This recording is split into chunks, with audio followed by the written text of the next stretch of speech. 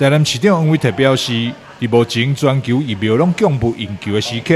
日本政府再度伸出援手，捐赠 AZ 疫苗给台湾，对台湾疫情的防治有正大帮助。为了表达感谢，市府特别空运250公斤的台南爱文山药，给驻日代表谢中庭，请伊代为地政府协助疫苗捐赠事务的地方幽灵。台湾跟日本的友谊，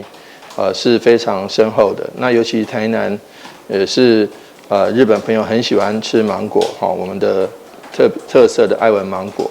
那日本一而再再而三的赠送台湾大量的疫苗，那我们非常感谢他们。除了让我们许多芒果可以让我们许多的日本朋友们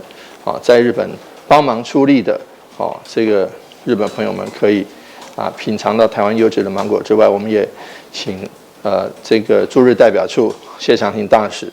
能够帮忙把芒果分赠给日本的友人，包括安倍前首相，包括他的弟弟岸信夫防卫大臣，